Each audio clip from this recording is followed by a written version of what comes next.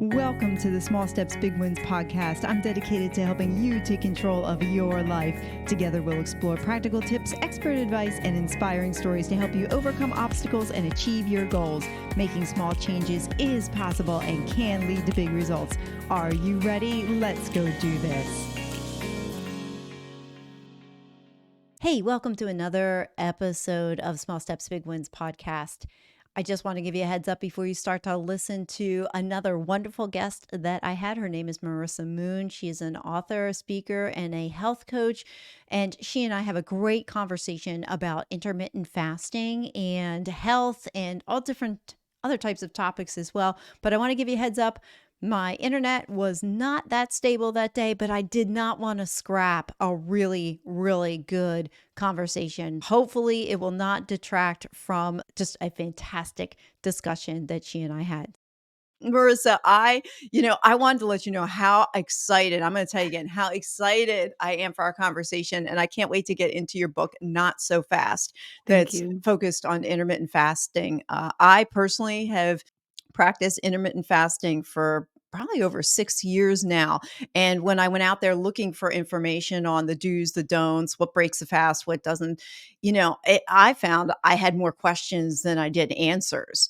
But then after reading your book, I was like, oh my God, I found all the answers that I had been looking for. And even in the course of reading, I go down to my husband and I'm like, we have to stop doing this. This breaks the fast. This breaks the fast. And then I realized that my coffee was breaking my fast every morning. I thought, I thought I was doing so good. Intermittent fasting, I'd stop before 6 p.m. and then I'd go all night and no snacking, get up, I run in the morning. And then I had that coffee at 8 o'clock and I found out, oh, that was breaking my fast all the time. And here I was thinking I was being really good, not waiting to eat until 10, and getting that 16-hour fast. And here it was my Well, coffee. when you're a runner, it's like Derailing there's me. exceptions I often make, so maybe it wasn't so bad. Maybe you'll go back I and don't, forth.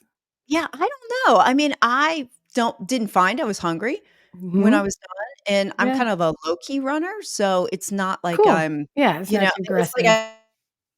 I run my 2, like almost 3 miles, and then that's enough. It's enough to clear my head. It's enough to wake me up. It's not I'm not training for a marathon or anything Right. like that. It's I get up and I go and I exercise. So, Yeah, your but after body's reading your adapt. book, I was like, "Oh no, I'm throwing myself out of my fast that I wanted to achieve." So right away, I threw out the creamers. I did stop doing that stuff and just went with MCT oil, coconut oil, and Wow. 1 to 2 teaspoons of heavy cream. It's like I Yeah, can't that's not nice. do white in my coffee. I need something Cool. in there. So what we'll get into it too, what I ultimately enjoyed about your book is it's extremely comprehensive. It's easily digestible and you go from common to specific. So even somebody reading it could probably fit themselves into a spot in your book because Mhm. there's so many different variations out there and your book gets into it too. Like, you have to take into consideration your history and your age. And there's just all kinds of things you have to take into, but I felt Exactly. like your book just covered it all. Yeah. So before we dive in, I am just so interested to hear a little bit more of your background. Well, thank you. And I'm just pleased that you found the book so readable and informative. I've just been doing it a long time. So it really felt like I needed to share the nuance that I witnessed among coaching all my clients and just seeing in the industry. But I never imagined I'd be a fasting coach. I just love food. Cooking is a hobby, food is a hobby in every sense of the word. And it didn't appeal to me at first. So if there's anybody listening and they're like, intermittent fasting is not for me, I totally understand that. And I've coached many people who are like that. But in my journey was unique. I didn't come to intermittent fasting for weight loss. I came to intermittent fasting with an open mind. Finally, once I was getting really frustrated with my brain around like the age 26 or so, I was diagnosed with ADHD. And that made a lot of sense of my past. I was like, oh, no wonder like college was so hard. And I never felt like I fit in and all these things that made me unique. I finally made sense of, but over time, through some nutritional challenges I had in my body, health challenges like IBS and a gluten intolerance, all of a sudden when I'm 29, all these things led me to want to be a food blogger and share my recipes about being gluten-free and eating more of a paleo type diet. And it was really hard for me to self-manage my time and get things done and be productive. And the more I learned about ADHD, the more I realized, like, my brain is just not getting enough resources. Like, it's a very energy intensive part of the brain where we require self-management and critical thinking. And it's called the executive functions center of the brain. So you can think of it like a CEO in a business, and it's the CEO of your life. And so your daily life, you're trying to manage yourself. And if that front part of the brain doesn't have enough resources, and it's energy intensive, like it needs a ton of resources, then you're going to be impaired even more so in a person with ADHD compared to the average person. And so I started putting the pieces together, like, man, how is my brain getting all the resources it needs if I'm also digesting food? Which at the time I just recovered from IBS. So I learned a lot about digestion. And I was like, my digestive system is really like complex. There's 9 organs involved in digestion. Like, it's extremely energy intensive. A lot of people think we get energy from food, but it's not that easy. Like, it takes a lot of energy to metabolize, break down, absorb, and utilize whatever you've ingested. And so, like, in an acute sense, I was taking energy away from my brain to digest food during the morning or the early workday. And I wanted to be more productive. And so I had the courage to try intermittent fasting then. And it came easily to me because I wasn't eating a very high carb, high sugar diet at that time. I'd cleaned up my diet quite a lot. And so it just came naturally, but I wasn't rigid. I didn't use all these protocols that were popular. And I mean, nothing was really popular at that time. This was way back in like 2014, but I just like I did bulletproof coffee fasting. And so, like, Sue was describing MCT oil in her coffee, or some people will add butter. And it's because of this amazing trend of this coffee called bulletproof coffee. You have to blend it in a blender. You can't just add butter to your coffee, and you don't use salted butter, you use unsalted butter. But cream is butter with more water and liquid in it. So butter behaves like cream when you blend it into your coffee. But the beauty is that when it's pure fat, you're not breaking your fast. And these pure fats actually end up becoming ketone energy. So, like, really efficient, useful, like longevity inducing energy for your cells and for your brain cells that they really love.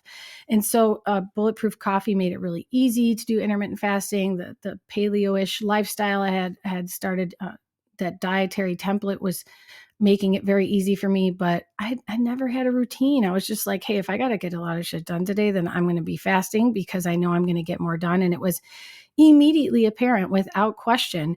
And over the years, as I was working on this book, I was like, I need to test my theory. And so I went to this psychologist and I got these electrodes put all over my head, and he did an EEG brain mapping session on me, and he measured my brain activity and my ADHD activity before and after breaking my fast, like right there in front of him. I ate a amazing homemade salad. I tried to make it the most nutritious meal, high in protein with sardines, and still my ADHD afterwards was so much worse. And I felt very validated in that because it's something I really felt in myself. Yeah.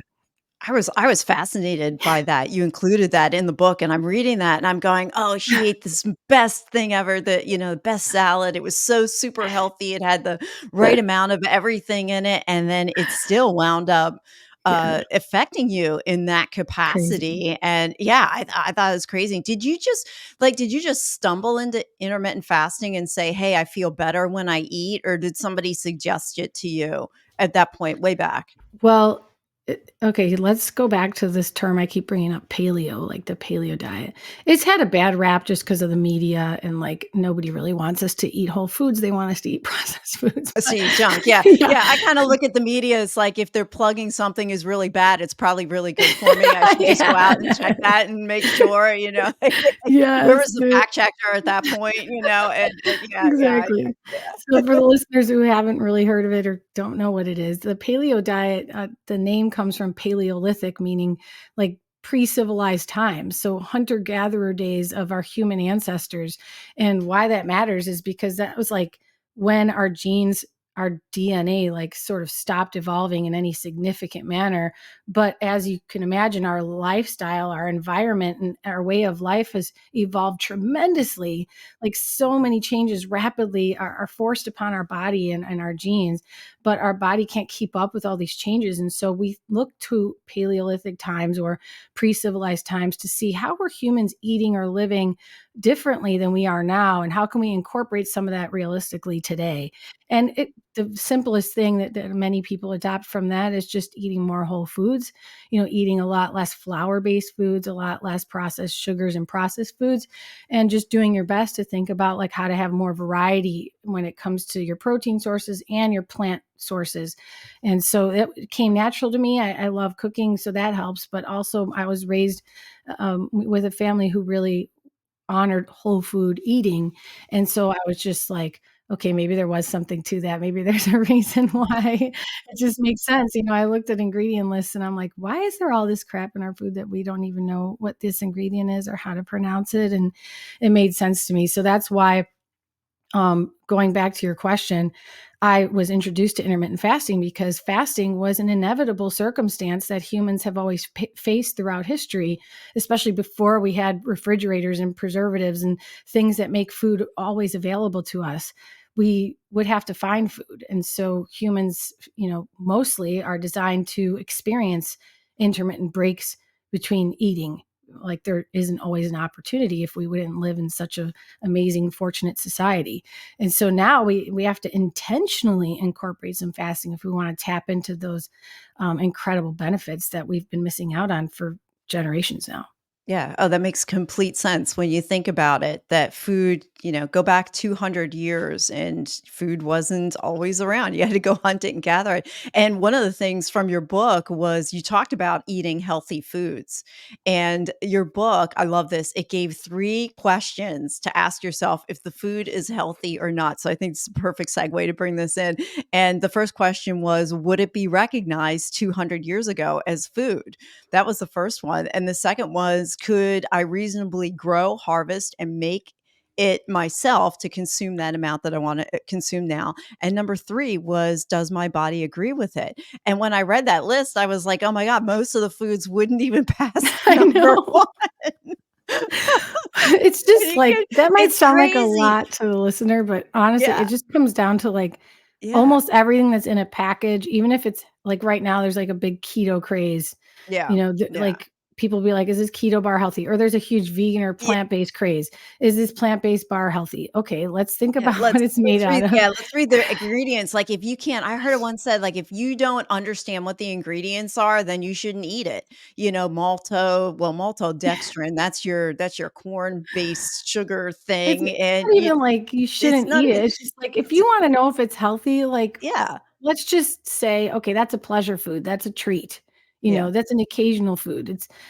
I really wanna get away from, like, the black or white thinking or this dogma that, like, yeah. a lot of the nutrition because I went down that path myself. I went Yeah, I down the wanted path to where ask you're you about fasting that, every like, day.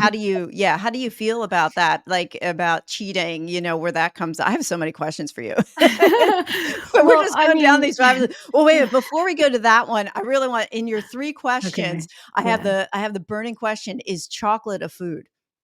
Oh, yeah, that's a great question. So, chocolate depends what we're talking about. If we're talking about, like, an 80% Yeah, chocolate bar, cocoa powder, let's go right. cocoa powder, and then let's go 80% chocolate bar that's made with, natural sweeteners like monk fruit or stevia without the just plain up stevia without the maltodextrin. If we think about cacao, the plant, the cocoa plant, I was, very honored in Hawaii recently to experience like picking a real cocoa plant and the cocoa bean and putting that in my mouth. And it's extremely tart and it's a fruit. And on the outside, it's a fruit, kind of like a really sour kiwi. And then the pod is underneath that fruit. And when you get to the pod, it's like extremely bitter, like more bitter than a coffee bean if you were just chewing on a straight coffee bean. And that's where cacao or cocoa powder comes from.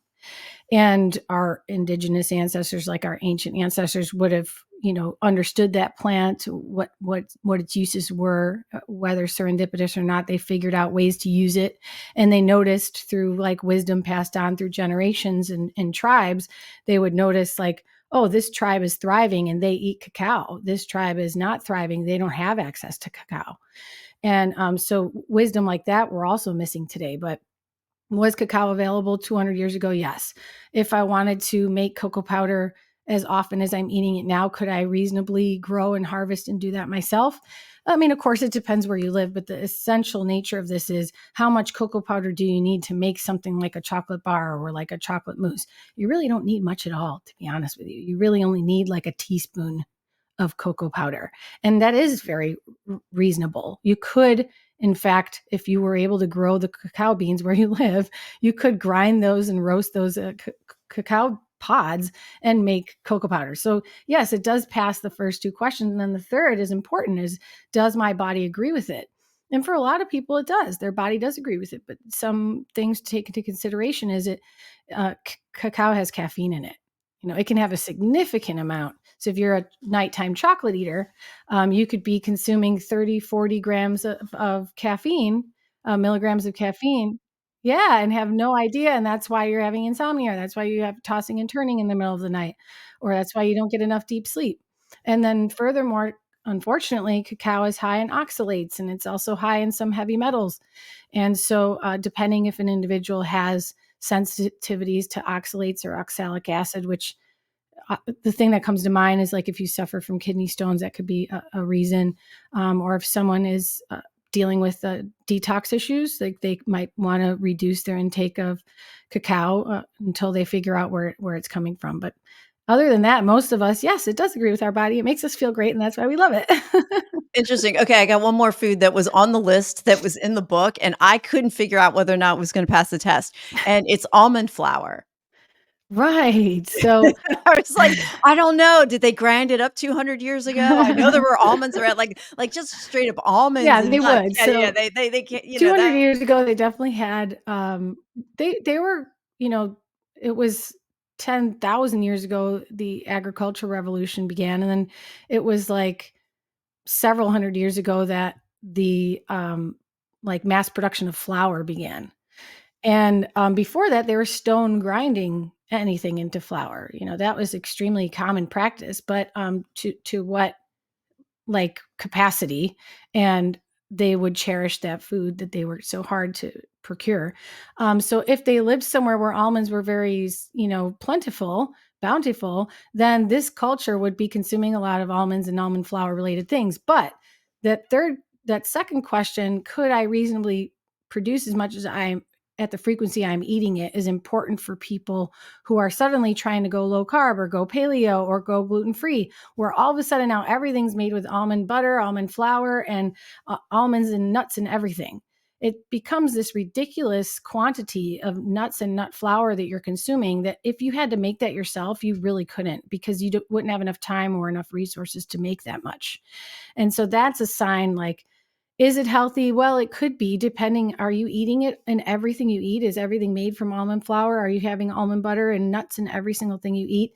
That's the time to look back and look at your situation and say, like, how can I incorporate more variety? I'm having too much of this one thing because realistically, I never could have been able to make this much for me and my family to consume. Oh, wow. Okay, that's interesting. I didn't think about it that way because we do a lot of baking. Like I'll make I get paleo mix and that's pretty clean. And then we add almond flour and coconut flour and then I make my 100-calorie muffin out of it. But then the way you're explaining it, it's like, okay, if I have one of them, great. If I eat three of them, that's probably not a good Well, if you eat idea three of because them, multiple times a week, like think about yeah, how many almonds you would need to make that cup right, of almond flour and right. how much work it would take to make that. It's just, this is It's just about very a interesting. perspective shift, Yeah. to Yeah, help yeah, you yeah. think about how lucky we are to have access to these foods, how Right. easy it is to just get almond flour by the bag or almond butter by the bottle. It's just so easy that we think it must be healthy because it's not gluten or it's not fill in the blank. Yeah.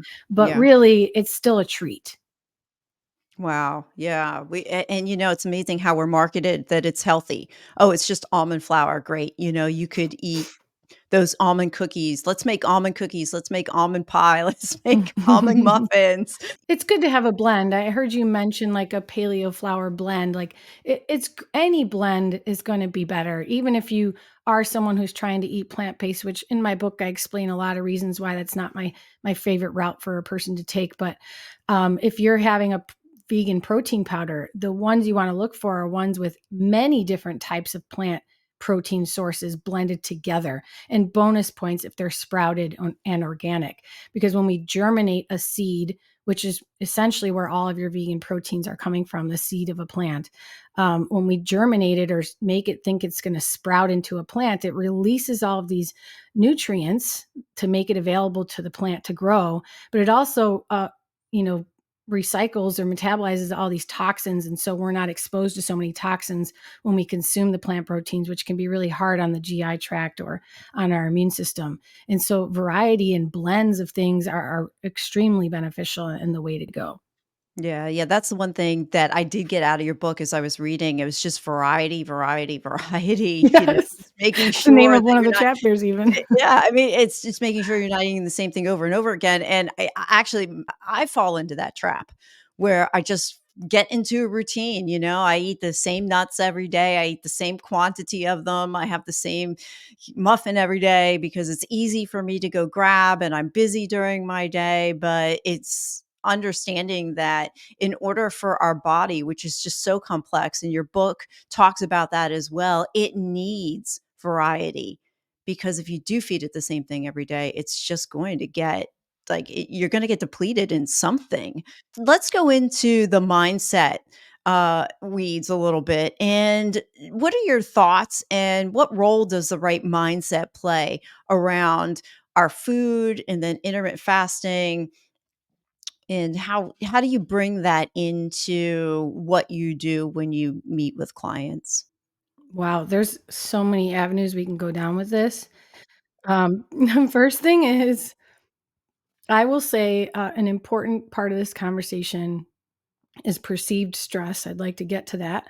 But first, let's talk about your nutrition story, your nutrition identity, like what type of relationship you have with nutrition, your ideas around nutrition. That's an important part of the mindset when it comes to making healthy changes in your life. Do you have this idea about nutrition? Like that's something I can't afford. That's something I don't have access to. That's something like only people with more time or money can do. Or nutritious food is boring. Eating healthy is boring. Healthy food sucks. Or it's not necessary. Is it really necessary? Like constantly contemplating. Like I have this aunt who lived till she was 90 and she ate coffee cake every morning and had, chicken and waffles for dinner every day. Like, we all have these excuses in our mind that sometimes self sabotage. And so understanding your nutrition story, like what tapes are rolling in your mind or what limiting like narrative is playing about nutrition in your life is important to understand because oftentimes that's just showing up as self sabotage. A lot of people think that they are responsible. Like I'm self sabotaging again. I'll hear from clients. I know I always do this. I always self sabotage. And it's like, let's talk about like where that's coming from. And I love the way I heard this one presenter talk about self sabotage. And he explained it as it's your subconscious mind or your ego, like the voice inside your head. It's your mind's effort to keep you in an outdated version of yourself. So self sabotage is this voice in your head that doesn't want you to change.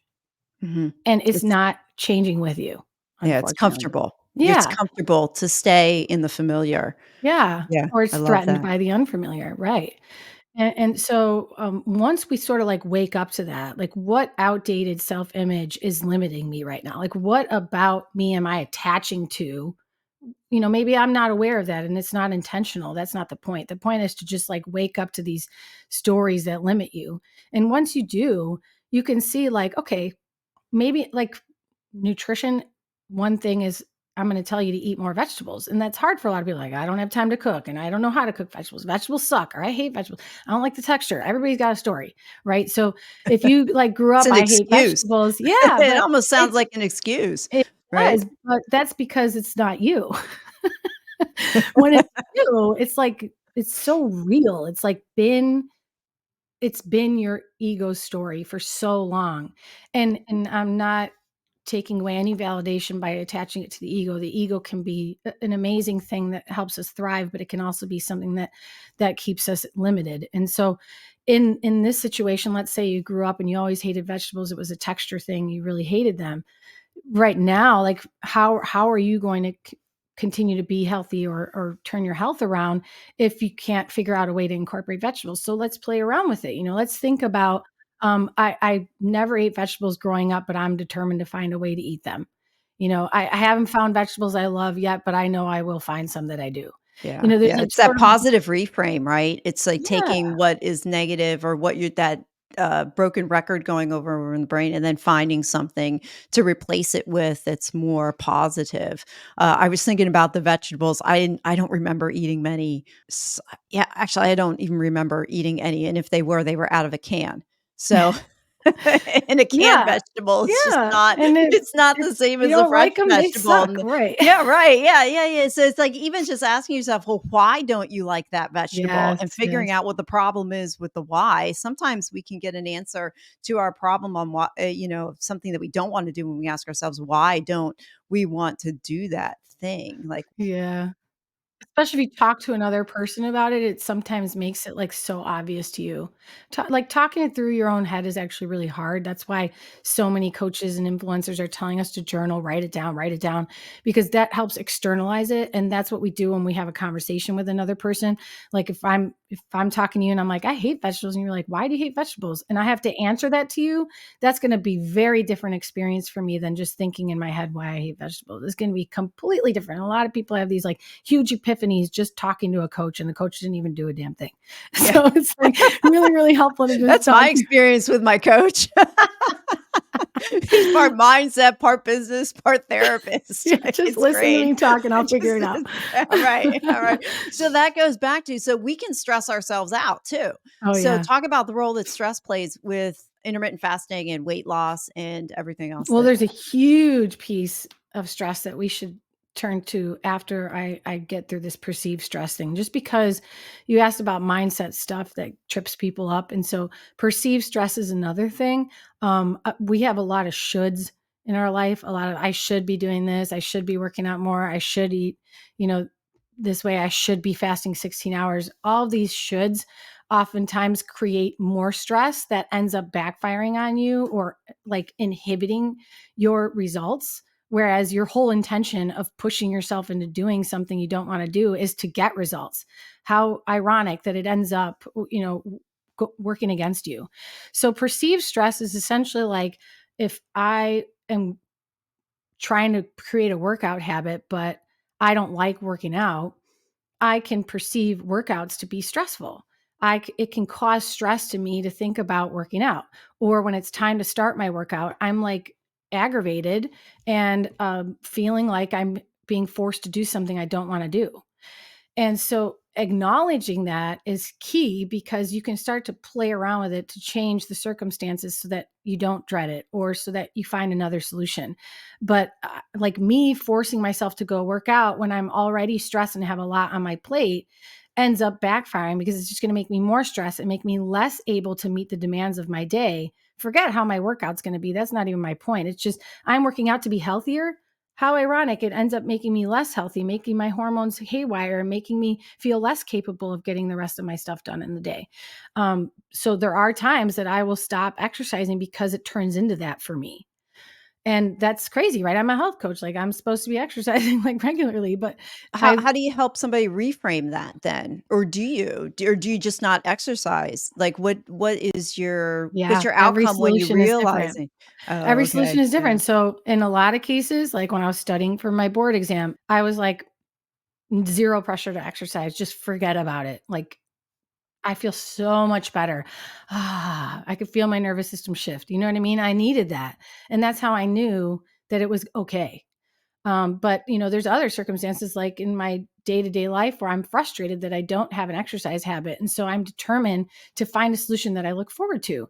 And something that allows me that experience is when another person is involved. And that's always been missing in my relationship with exercise. I have an amazing gym in my house. During the pandemic, my husband literally turned our basement into a gym, and it's amazing. And how guilty I feel being a health coach, not only, but also having a gym in my basement and not exercising. So I had to get creative, and I finally found a trainer who trains on Zoom that I can afford and is fun. And I look forward to in the morning exercising with this person. So it brings the joy back to something that I usually dreaded. And especially in the morning, that's another point. A lot of my clients say, I need to exercise more. I should exercise in the morning. I'm like, do you like exercise? They say, no, not really. I just know I need to do it. Okay. Are you a morning person? It depends. How do you feel in the morning when you have to get up to work out? It's really hard to get out of bed. I dread it, blah, blah. I'm like, so you're like waking up to a punishment? Like, I know it's not exercise, is not a punishment. You guys stay with me, but this person's Yeah. perception of it, Perception. Right. yeah, Right. Right. is that it's something they dread. And that's really powerful to learn about yourself because you can get creative and Yeah. figure out workarounds about your unique situation. And we have to do that with intermittent fasting. All this conversation about exercise applies to the conversation about intermittent fasting. And I ask people those same questions. Are you nervous about fasting today? Like a lot of people will say, I was like, I didn't know when I was going to eat. I was like, what if I'm hungry? Like that's a sign we're doing too much too fast and we need to slow down. Like it should Yeah. not make you feel that way. Okay. So if it makes you feel that way, there's something going on in your current circumstances that tells us we need to take a slower, more gradual approach. And that's essentially what the whole book is based on, is this more gradual approach so you can learn about yourself through the process and make this something that really lasts. Your approach to intermittent fasting does emphasize that flexibility and gradual process, which I really did appreciate because when I started intermittent fasting, it was like all or none. It's like, Yep. okay, we're going to do a 5-day fast. That's it. It's water, it's broth. That's it. The fact that, this can be gradual. You don't have to shock your body all at once. I appreciate that, and I know there's gonna be a lot of people who will benefit from that perspective.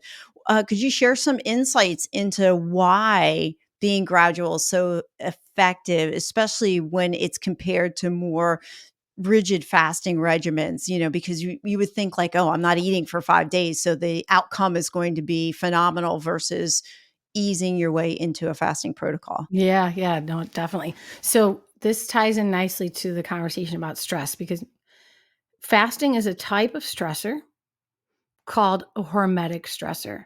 It induces this process or this system of processes called hormesis. That comes from the same word, hormetic stress and hormesis.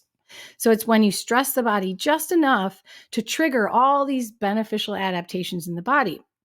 And we see that with exercise. That's why our muscles grow bigger. That's why our heart starts to become more efficient at pumping blood. That's why we get all these incredible benefits that are seemingly unrelated, like our mood is better. We can lift ourselves out of depression with exercise. It's because of this amazing cascade of benefits that we trigger from the stress of exercise.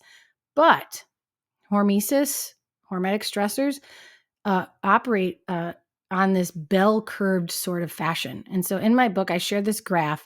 And for anyone listening, is just I want you to picture the curve on the outside of a bell, like the shape of a bell. It starts at the bottom, it starts to curve inward, and then it goes up to the top of the bell, and then it comes back down.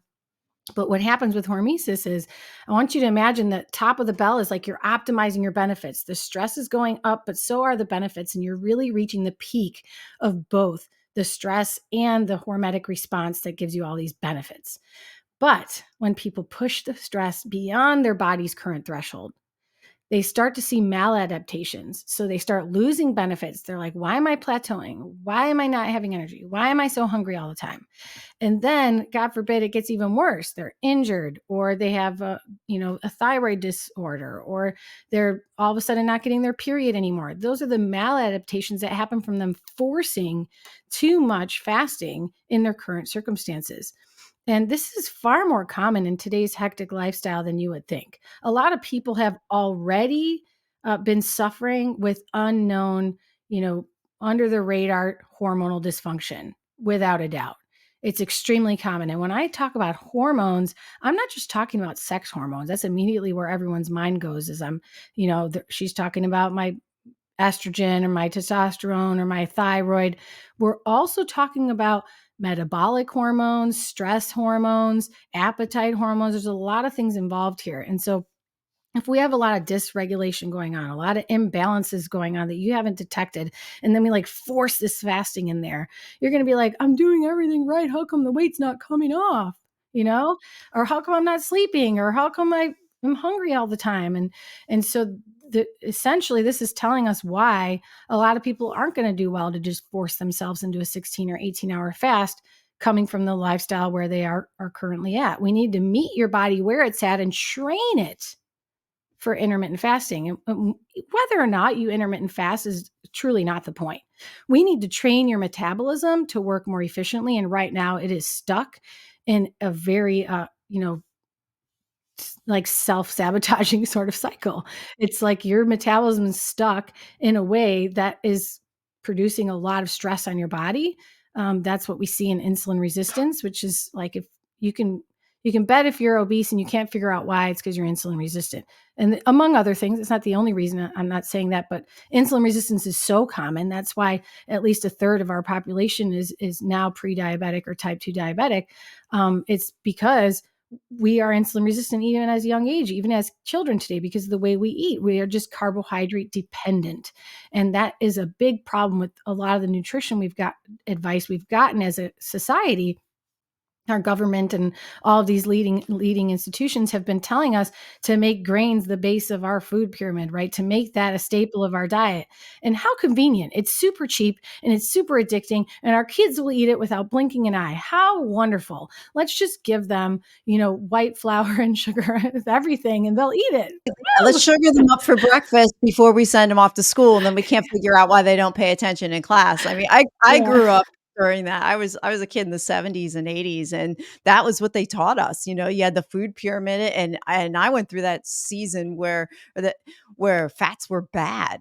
Oh my Yeah. gosh, it was like it, and then that's when all the Me too. fat-free stuff started coming out in like the '80s and the '90s. Oh my gosh, fat-free this, fat-free that. But then I had friends and people that I knew would say, "Oh yeah, I eat a complete fat-free diet," and they're 50, 60 pounds overweight. And I'm like, well, something's not computing Yes. here.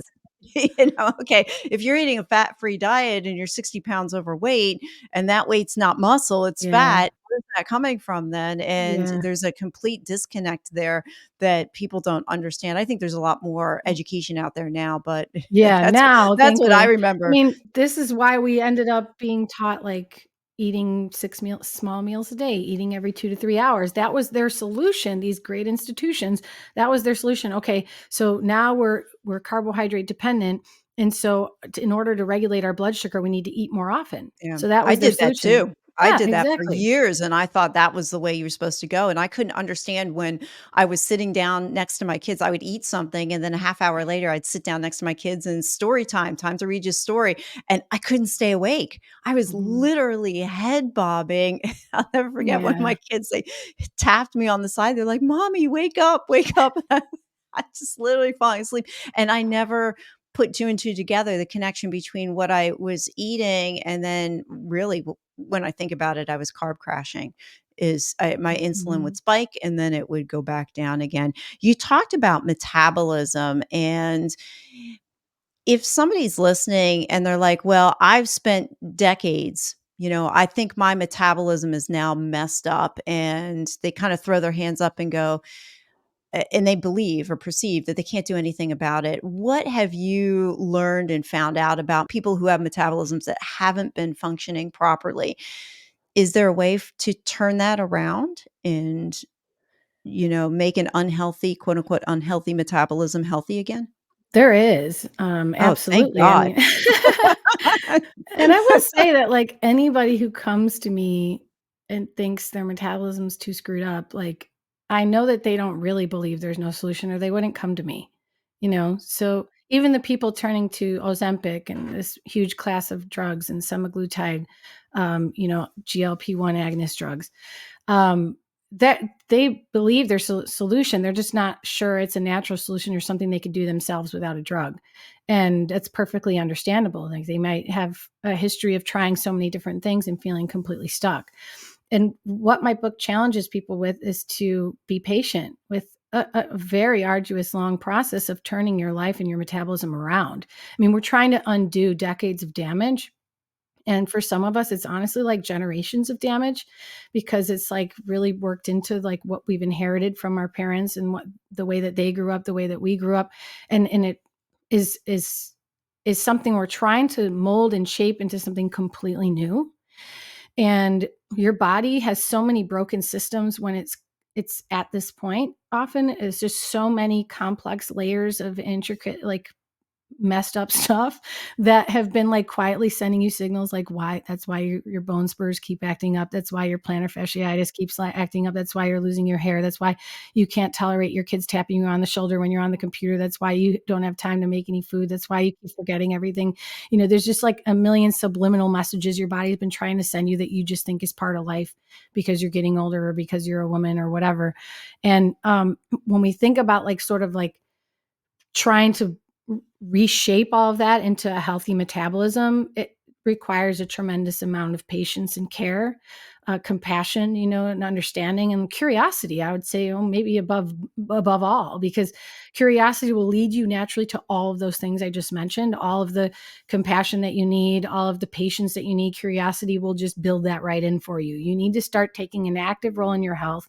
You need to start making your health your hobby. You have to start asking questions. Why is this happening and what can I do about it? And if that didn't work, what are other people doing about it? And if that didn't work, is there a way I could do it differently this time? Who do I need to get in my life to make this easier? What do I need to learn that I haven't already? And like, what other experts can I bring into my circle that might have a different point of view from these experts if this stuff isn't working? I mean, I'm not telling you I have all the answers for you. I'm just telling you I have a system that is going to help you ease your way into a different metabolism. And with time and patience and curiosity, you will absolutely get there. I've seen it so many times. It's just a matter of when. Wow. How long do you do, like, on average? I know everybody's, situation is different, but how long would you say it would take an average person for their metabolism to kinda get back into, normal? Well, if you already have type 2 diabetes, it's like a different situation. Pre-diabetes or type 2 diabetes, we're going to be fighting a steeper hill. Like the battle is going to be going up a steeper hill. With some of my clients in that position, it requires them to eventually work their way into 24-hour fasts or higher, or a very strict ketogenic diet with shorter fasts. And they will usually take years, with that lifestyle, unless they're doing longer fasts. So if they're going more aggressively, like they're still training their body for fasting similarly to how I teach in the book. Okay. But they're not like stopping with this like intermittent fasting lifestyle. They're more so like, okay, I know I need to do some 72-hour fast to like really start to clear the excess glucose in my bloodstream, because their body is not able to clear that glucose naturally. Like the insulin's just not working. It's not, their cells are not listening to insulin. Their insulin resistance, that's what it means. And so for them, they need more drastic measures. They have to start doing those longer fasts. And if they're not willing to or interested in, that's fine. And it's going to take them longer. It's going to take them years, because they're going to try to do a ketogenic lifestyle, an OMAD, or 18-hour fast, and you will get there. And there's lots of rewards along the way. You're not like waiting for 3 years. Like you feel amazing, your blood sugar is going down. A lot of them will wear continuous glucose monitors, which now you can get without a prescription. It's an amazing time we're living in that you can have this valuable information. And some of my clients that are most dedicated are wearing this device because it's showing them like, even though I really wanted that sandwich, it's not worth it, because now look what it did to my blood sugar. And now look how high my fasting blood sugar is again. Whereas before I was starting to see all these improvements and I was feeling so great and my cravings were gone. And so it's really like this incredible process of learning to get to know yourself and your body and how it responds and how it evolves over time, because it is adapting. It's just adapting to what you put in, good or bad. And so you're going to see it adapt favorably and unfavorably according to the choices that you make. And that's empowering. Yeah, I guess it's one of those things. I think, well, first of all, that's really good news to hear, especially for those who are pre-diabetic or have type 2 diabetes. And we have to, like you said, give grace to ourselves. We have to remember it took us a while to get to that place wherever you are. It's going to take a little while to undo it as well. So I'm in the pre-diabetic zone, so I come from a family that has a history of diabetes. But Mhm. what's interesting, I could see somebody hearing that and say, "Oh, it's gonna take 2 or 3 years," but when you put it on the proper time horizon, if you're in your 40s and you're pre-diabetic or you're diabetic, if th 3 years of your life is nothing compared to the fact that you have 30 or 40 more years ahead of you and how much healthier you're going to be, and you're gonna be able to Oh enjoy my those god. grandkids, you're gonna be able to have a quality of life when you're in your 70s and God willing, 80s or even 90s that is more worthwhile, that higher quality of life. It's funny, I had an aunt who lived to 101. And Whoa. yeah, she was 101. That's She passed away incredible. yeah, she passed away a couple of years ago, and she ate it was funny, you mentioned before about eating, the Coffee cake. yeah, I don't think she had that, but she ate, like, every day, it was the same thing. It was, like, 1 egg, a small cup of yogurt, bread and butter, and something else, That's and so cute. I remember talking to her when she was 100, and she says, "Well, what the hell? I'm 100." Like, I mean, I'm the gonna thing eat is, whatever I want, it's but so hard but too, it because like, but how it do you was not compare yourself to her? yeah, But but you times are know what's different. interesting? You know what? Yeah, you know what? I remember having a conversation with my grandmother, and she's been gone now, at least a decade. So I want to say the conversation took place way before that, maybe 15, 20 years ago. But I asked her, I'm like, Grammy, like, did you have canned vegetables when you were a kid? Like, what did you do? Because we grow up now, like you said before, we take for granted the fact that we have food accessible to us literally Mhm, 24/7 if we mhm. want it. And so I asked her, like, what was it like back then? She's like, oh, no. She said, canned food didn't come out until the 50s or For the 60s. war, yeah. Yeah, after the war. She Mhm. said that's when the canned stuff started coming out. She said prior to that, we grew what we ate. There was nothing, I and know, and that was what it was. not that They're like, long she's ago, like yeah, it wasn't. She was born in her, my grandfather. My grandfather was born in 1918. She was born in 1923, and so yeah, you go back that and that generation, they grew their food and everybody Yeah. had a garden, and there was So a she local didn't grow up supermarket. on packaged foods and coffee cake. No, I know my no, it grandmother, wasn't she's until like years and years 90, yeah, it and wasn't until she's years later, loves yeah. packaged processed foods because they Oh, didn't yeah. have that for most of her life. Well, I grew up as me growing up as a kid, I mean, we grew up with, a bowl of I remember eating 3 bowls of I cereal know, with me bread too. for breakfast, Me and too. that was and we had crispy, greasy pancakes on the weekend, and my parents would go get donuts at the local bakery, and, we'd have 2 or 3 donuts on a Saturday morning, and that was a treat, and, of course, I look back at my pictures, and I'm like, "Oh, okay, that's why I was an obese fat kid back then," 'cause Well, we I'm didn't know so any curious better. now you've really turned your metabolism around. If you're able to I did. run Mhm, in the morning 14 plus hours into your fast, like, we mhm. already know that you're metabolically healthy, congratulations. Thank you. But, so you're not still pre-diabetic, I would like to say. I'm guessing. Do you test your blood sugar regularly? I do, it's funny, I went last year and what's the one, the A1C, I think it is, that Mhm. they test for? So, Yeah. 2 years ago, I think it was like Oh, great. 5.4, and then last year it was ticking up, it went to like 5.8 or 5.9, Yeah, something but, like I mean, that, but under 6 is great, under 6.2 yeah, is yeah. even I mean, still good, but I also have, like, a 15-year history of eating disorders. So, like and that was in my 30s and 40s, and I started running, and there's a whole ball of wax. That's Mhm. why I was wondering about the metabolism because as now I'm 52, and I find You look I'm great. having a tough time losing that last couple of pounds, and I'm like, "Okay," as I Runners dive ru more into it runners deal with that a lot, just so you yeah. know. Your body is, like, holding on to that fat to meet the demands of the run. You're probably gonna have to do more resistance training or weightlifting and eat more protein. Yeah, yeah, and after reading your book, that's the conclusion that I came to. I was like, "Oh, now I gotta change some things around a little bit, or that's why I can't lose that last 5 pounds." You look Or amazing, when I though. do, I have to do it thank you. Um, when I do, it has to be drastic.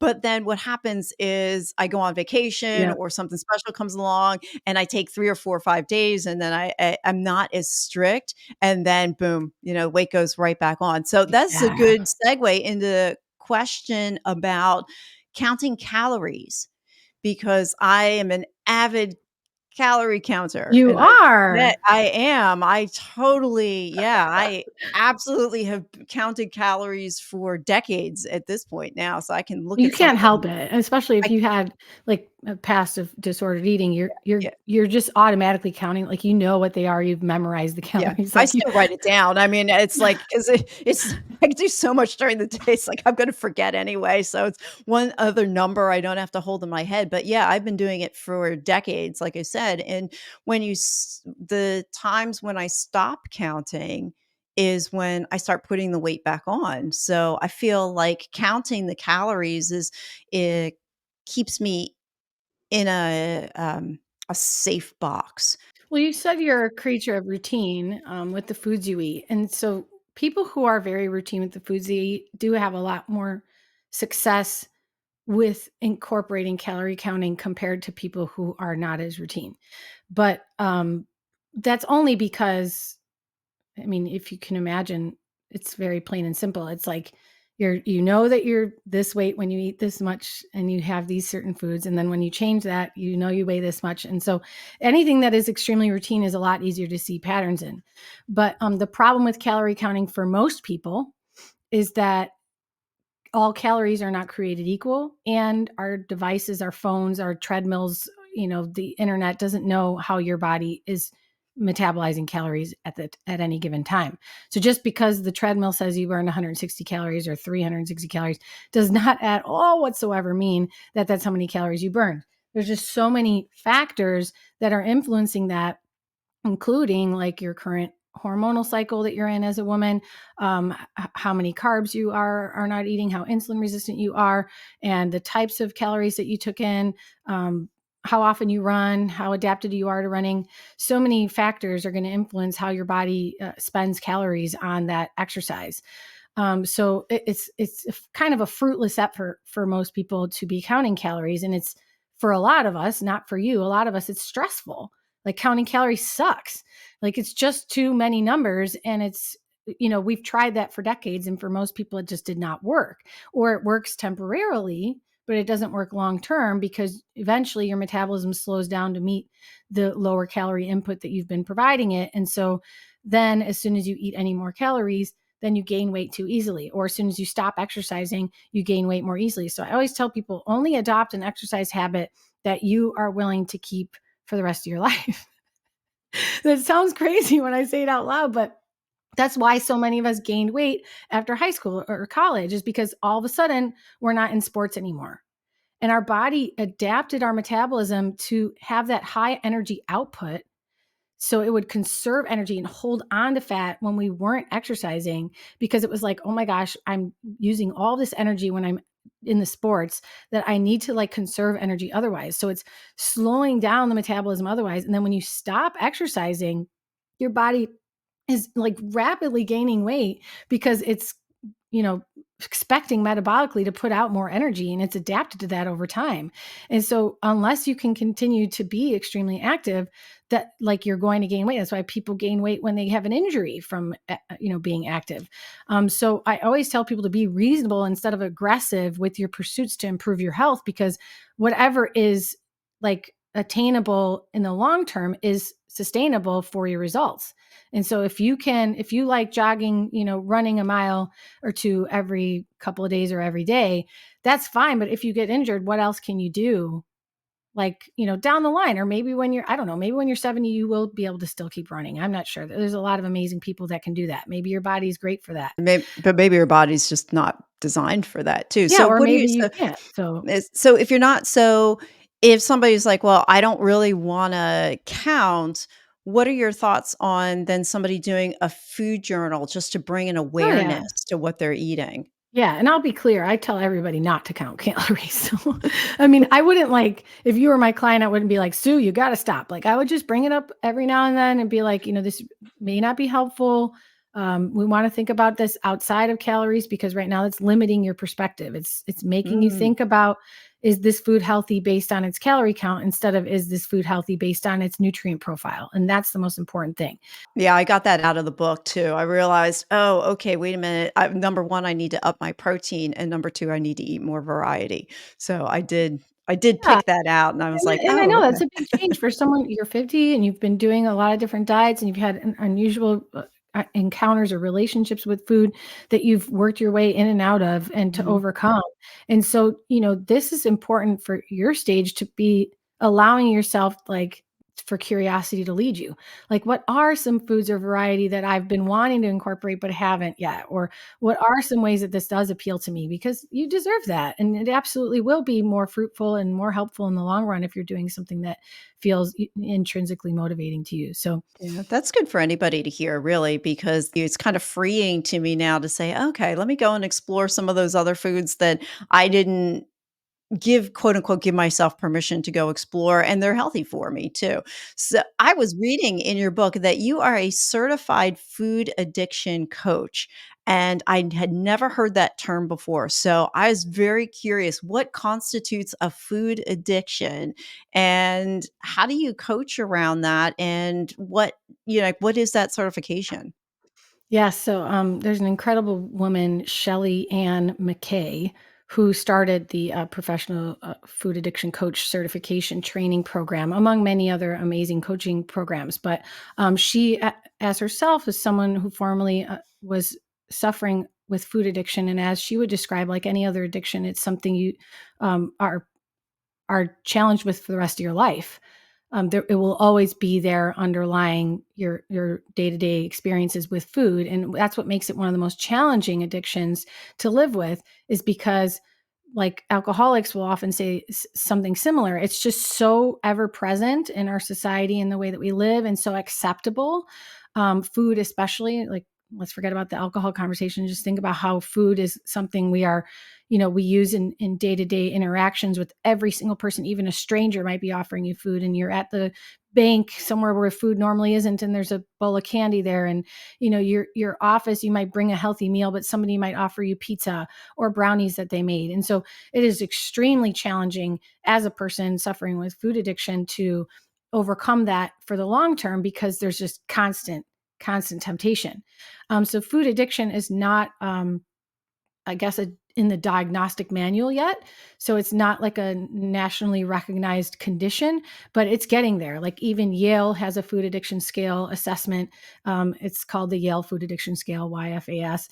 And there's a ton of research in this category, because we do have proof in human studies that ultra processed foods, for instance, these new versions of processed foods that are no longer resemble the ingredients from which they originally came, or the food that they're supposed to be designed to mimic. Like, for instance, you might have a strawberry Kellogg's breakfast bar, and it doesn't even have any strawberries in it. It just has strawberry flavor, which is an artificial strawberry flavor that they made into a lab. So that's an example of an ultra processed food. Like, it's no longer at all a food, but it's disguised as a food.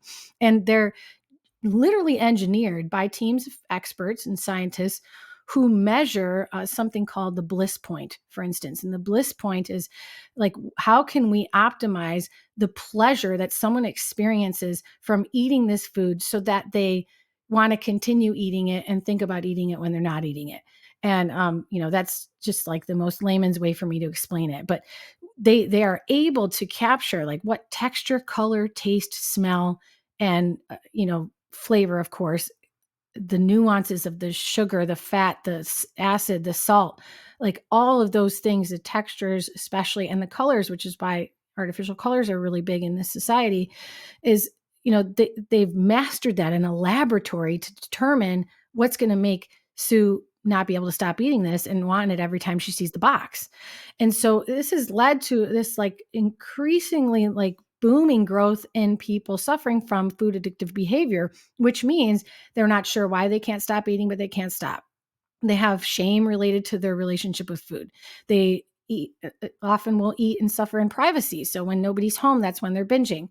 Or, they eat to the point where it's detrimental to their relationships or to their self-worth or to their health. And, there's a lot more to it. I actually went to become certified in that in order to write this book, because I know as a fasting coach, we attract fasting attracts a lot of people with a history of eating disorders, because it just makes life easier for someone who's had a difficult relationship with food. It makes life easier to not have to think about food and to fast instead. Yeah, But I would agree. yeah, so you probably can relate. But for someone who's obsessed with food and loves food and did not have a history of disordered eating in that way, I still, I think, was in the makings of uh, some sort of disordered eating or food addiction, because before I learned about carb moderation, carbohydrate reduction, and paleo and all of that, I was an overeater to every sense of the word. I just didn't have binge behavior. So binging and overeating are different in that binging is an abnormally large intake of food quantity in an abnormally short period of time. Whereas overeating could be like, you're just eating and eating and eating until you're stuffed and you're not sure why. And you just, it goes on for hours. And that was me. It's a very like Italian thing to do, especially in Italian Americans. There's just like food is a celebration of life. And we're just so fortunate to have so much. And that's how we show love. And that's how we hang out. And that's how we socialize. And so it was cute to everybody in my family. Look at this little girl. She never stops eating. It's just like she never stops. And to me, it was like I'm just eating and eating until I can't breathe. I literally unbutton my pants and I go, I can't breathe. I'm so full. And it was just like this. That's automatically what would happen after any good meal. I can't breathe. And like now, I mean, me saying it right now and you hearing it, of course, we can hear like that is messed up. That is not okay. Yeah, But, it's not normal. just when it's your life and it's your family and it's normal to you, you don't recognize that that is a problem. And so Yeah, I could have very well, went down a path where that turned into any sort of disordered eating, that could have affected my health or relationships. But when I found fasting, I was so surprised that food was on my mind less often, not just mhm, innately because you're not eating. I wasn't thinking about eating when I was fasting. Like, go figure. Like you would think that when you're not eating, you would be obsessed, like, when can I eat? When can I eat? When can I eat? And like I said earlier, that's a sign that you're fasting too much for your current circumstances. So when you train your body for intermittent fasting and for carbohydrate reduction, you don't have any of those symptoms or any of those feelings. You feel incredible. One of the very key things I want everybody to know is that fasting should make you feel better, not worse. No matter what we're talking about, you should feel better, not worse. That's a sign that you're doing it right. So anytime you're fasting and you're feeling worse, you're feeling scatterbrained, you're feeling distracted, you should never feel starving or hungry when you're doing intermittent fasting. You should never feel um, like lightheaded, dizzy. People say like these are just like circumstances that you're going to face, side effects you're going to face as you're training your body for fasting. No, that means you're just doing it too aggressively.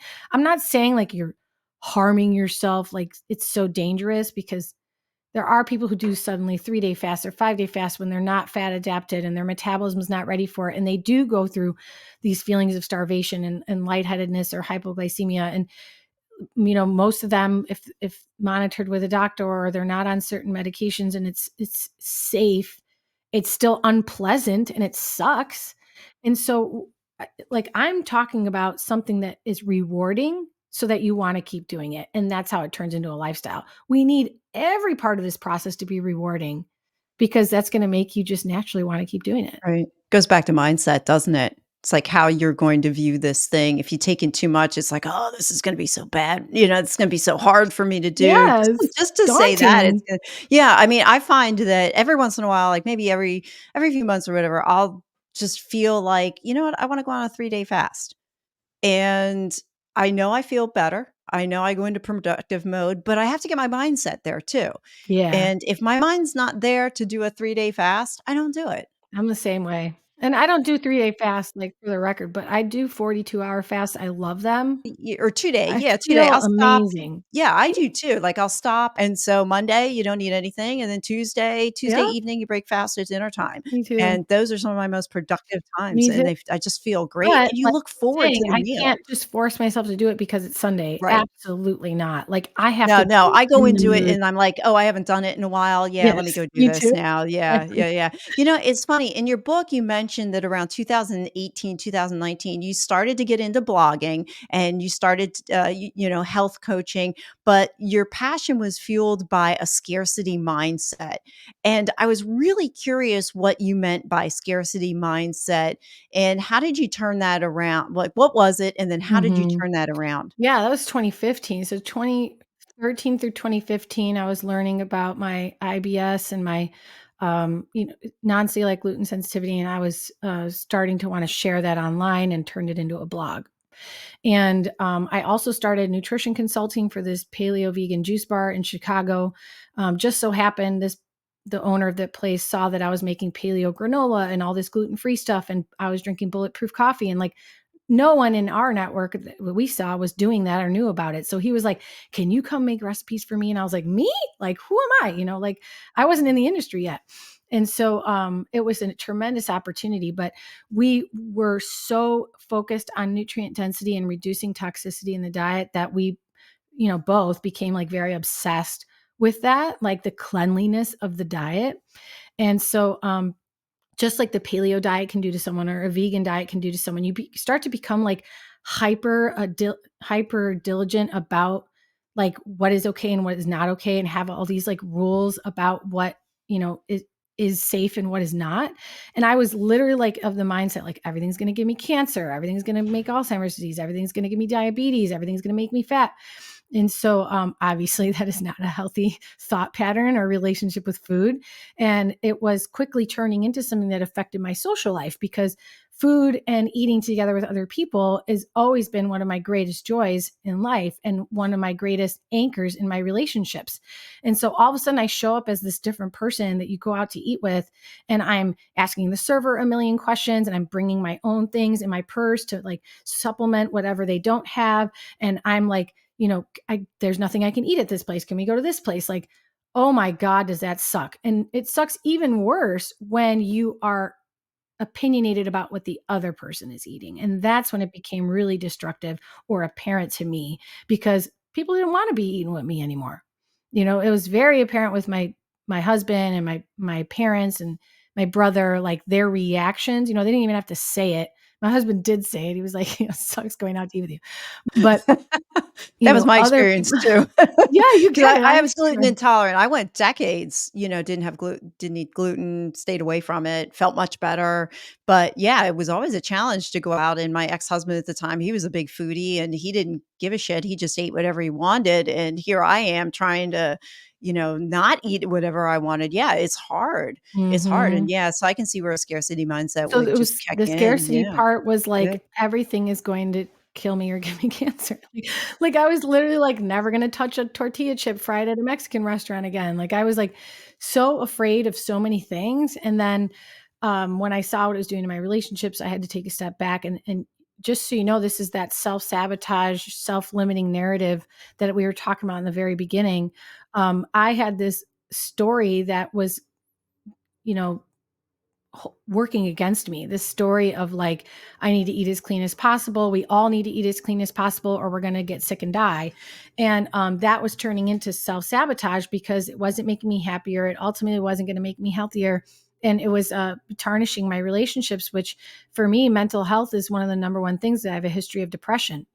And so when I start seeing it sabotage, it's going to show up as, depression, strained relationships, and poor mental health markers. And so I was like, I need to redefine what it's like to be a healthy Marisa, who's also a foodie and loves to eat and loves food, but she's gluten free. And as soon as, I worked through that, just thinking about it, talking through it, and writing it down in lots of ways, I was like, okay, it's the dose that makes the poison. Like my skeptic of a husband who's also a physician, he's an ER doctor. He's a DO though, so he, instead of an MD, he's a doctor of osteopathic medicine, and he was like, having a little bit of perspective in both worlds, like the mainstream medicine, of course, that's the system he works in, but also he's seeing me like rapidly change into this like nutrition fanatic. And he's like, Marisa, it's really the dose that makes a poison. Like you can have a tortilla chip, you're not going to get cancer. And, it was like little conversations like that made me realize, like, what am I really trying to do here? Like the last thing I want is to turn people off from the recommendations I'm making. The last thing I want is to like push them further or create more resistance in their ability to change, or their open-mindedness about what I'm presenting. And so I had to take a step back and say, like, I can be a foodie who loves to eat. How often do I really go out to eat? How often am I really at a restaurant or at a Mexican restaurant or fill in the blank? Like, it's at the time, it was literally like maybe twice a week that I was at a restaurant with other people. And then, the rest of the time I'm making my own food and everything is healthy. Does that Yeah. even Well, like, you're an inspiration. Yeah. well, Oh my thank you. gosh. Like, well, you're an inspiration to people who feel like they can't give themselves that permission to go do that thing.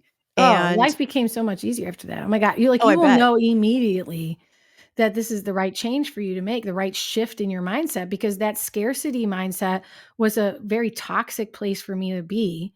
And then as soon as I relieved myself of that pressure, I came alive again. All of a sudden, I was just my best self. And I can be both. I can be a nutrition enthusiast and someone who eats healthy, and also a foodie who loves food and going out to eat and is carefree and having a great time. Like, I can be both.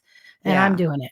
Well, that's great. That's exciting to hear. You can't have the best of both worlds and really operate at your optimist best and take care of yourself and enjoy going out to eat from time to time. I struggle with the same thing, by the way. So, years and years, it was like, oh, we going out to eat. Oh, I got to find the gluten-free place. Oh, I can't, Mhm. can't eat that. Stick to the salad, blah, blah, blah. And yeah, it became, my family was like, where can we go out to eat where mom can eat? That was Mhm. the That's so common sweet, comment. though. Right. Yeah, they did. Yeah, they did. But, on the flip side, I did feel better because I was gluten intolerant. Yeah. So and Me I would too. go and you go out on Sundays and I'd lose it, and then I'd go eat, like, a bunch of pieces of pizza or something, and then I woke up Monday morning feeling like shit, and I'm like, "Oh, that's the gluten hangover." It took me years Mhm. before I realized what it was, but I'm also going back, I would say 15 years. I almost 20 now. I was in my 30s. So I'd say we're going back 15, 20 years. The amount of education and Wow. information out there was nowhere No. near what you can find today. A lot of it for me was just trial and error and just trying to, Mhm. The hard way. keep the hard way, keeping track of the food logs, keeping track of the journals, seeing what's happening, and it took a long time to put the 2 and 2 together that, "Oh, what I ate really did make me feel that way," and I think the earliest recollection I can remember is eating grapes and feeling the insulin rush and then feeling it come down. Like, I could actually feel the insulin in my body if I ate too Whoa. many of them. I don't even eat them now because they're just so high in sugar, but I could feel that reaction. I think that was the Wow. first awareness that, "Hey, wait a minute, I think I better think about what it is that I'm eating, and that may that thing might not be as good for me as I Yeah, for you thought," as an individual, right, Yeah, and exactly. everybody's individual that way. So I think, as we talked about before, food journaling is a really good idea to do and then to monitor yourself and see what you feel like afterwards. Oh, yeah. So yeah, we have covered so much. I feel We like there's just have. so much more to talk about. There Like, is. we're just we could go on for another hour. There is. Yeah. I love it. I'd love to have you back on, and Thank we can you. do part 2 too, because we didn't Yeah. even get into the coaching and talking about that yet, or sugar or carbs, Yeah, healthy it's carbs. true. What's too many carbs? What's that? I mean, let's do this as we close up. What is a book or resource that's had a significant impact on you? Oh, boy, there's so many. Okay, um, I'm gonna say 2. And one is Primal Connection. So that's by Mark Sisson, the founder of the Primal Health Coach Institute, where I was certified. And he's like the godfather of the paleo primal movements. And Primal Connection does not just mention how we can improve our diet to mimic those ancestral paleo ways, but it's about all of the aspects of our life and the way that we live today that are either positively or negatively influencing our genes for better health and mental health and physical health. So that includes like time for play, or avoiding poisonous things, or experiencing thrills in your life, like a roller coaster or something that is an adventure, or nurturing relationships, or, I mean, there's just so many things, activity, physical activity, being active. Primal connection is just the holistic perspective on how we can live more aligned with what our genes expect from us so that they start rewarding us with more energy, better health, better metabolism, better mental health, things like that. And the second one is a book called Essentialism, Essentialism by Greg McKeown, a super famous, wildly popular book all over the world now. But essentialism is this concept of like focusing on only what is essential and forgetting the rest, because we are at maximum capacity these days with what requires our attention, all the interests that we have, all of the things that externally are expected of us, and all the internal expectations we have, our familial and like household expectations. And it becomes such a burden that really nothing gets done, and we don't feel productive or feel good about the mark that we've made. And so essentialism helps you think about what is actually essential, and everything else can, wait or be delegated or be outsourced or just be avoided. And that was just such a relief for me, because I am interested in a lot of things, and I'm a people person. So can you imagine like all the external pressure that I feel, whether or not is imposed intentionally on me, I feel it. And all of the interests I have and all of the shiny new objects, and all as a business owner, the things that I feel like I should do or can do. Essentialism helps ground me and really focus on like what is the most fulfilling, or what moves the needle the most, or what makes the biggest impact. And that's helped me write my book. Yeah, and I ask this question of all my guests, I almost hate to ask it now. What's one question or topic you wish I would have asked about, and how would you have answered the question or expanded on the topic? I That's should so funny. I love the question. Well, I will say this because it already came to mind that the process of writing the book, one of the things you asked about my scarcity mindset and how that helped me in my path for nutrition. But writing the book, I was under a lot of time pressure. And I know you did a couple episodes about living in urgency recently on your podcast. And, in the publishing world, it's about like, you got to finish that draft. You got to hurry up. You got to get the book out there. Otherwise, you'll never finish it. And me trying to perform in that capacity was so just like suffocating that my creativity could not come through. I was not happy to be writing this book. I did not feel good about the process. And I felt like I had to hurry because intermittent fasting is trending. And I've had this book in me for a long time. And I'm like, I'm behind. And like, what a toxic mindset to always feel like you're behind and you don't have enough time and you're not going fast enough. And so once I just relieved myself of that pressure, it was just like the best thing I could have done to make this book come to fruition. It was just like such a much more enjoyable process. And now I'm so proud of what I wrote. And I knew that was important. I said, if I rush, am I going to love the result as much as I would if I took my time? And I knew, like, my instincts told me, absolutely not. Take your sweet ass time so you can be proud of what you wrote. How long did it take you to write it? Like full time, about 8 months. Oh, wow, okay. I am in the process. My book I wrote my book in under 2 months because it just Awesome. fell out of me, and it's in the 2nd round. Actually, I just got it back from Amazing. the editor, so I'm ready to go That's back and amazing. take a look at it again. Yeah, it's about my coaching experience and how coaching with my coach really moved the needle for me, and the importance of coaching and through what I experienced as post-traumatic growth. And so Awesome. it was neat. Yeah, it was I would say it was probably 3 or 4 months in the making before I officially put pen to paper, but as soon as I did, like you were talking about, when you take that pressure off of yourself, whether it's with food, whether it's with journaling, whether it's with relationships, whether it's with writing a book, whatever, when you remove that urgency and you remove that pressure from yourself, creativity has more opportunity to flourish. And like you said, it's a lot more enjoyable to do it that way. Yeah, yeah. So as we close, what is one small step that someone can do today that's gonna help them change their tomorrow? Well, there's lots of small steps that you can do to change your tomorrow, but I think for anybody, just fixing your sleep, and that may not be a small step, but the small step would be to observe your sleep to track it in some way so that you have some objective information that you can't hide from anymore. If you're suffering from insomnia, that may not be the best place to start, because tracking can induce more insomnia because you realize you're suffering worse than you imagined.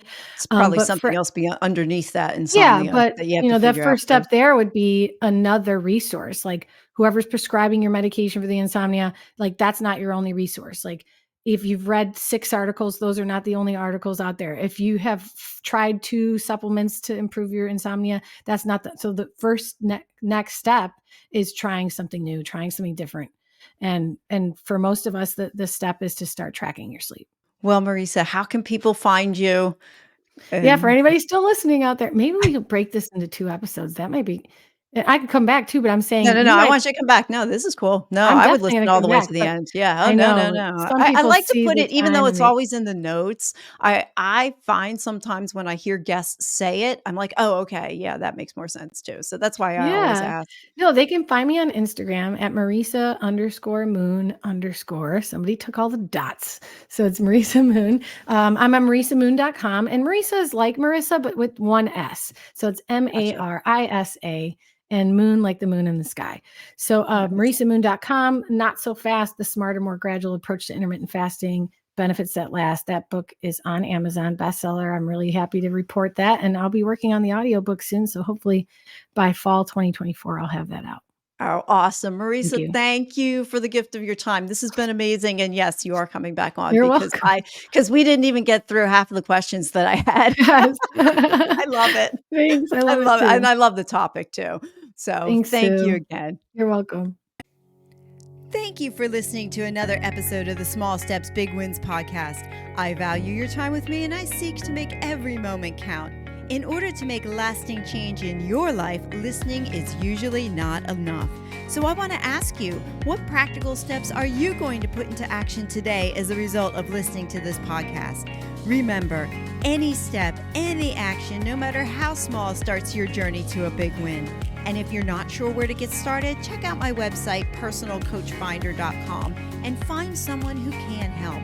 Remember, life doesn't get better by chance, it gets better by choice. Take small steps today and make your life awesome, friends.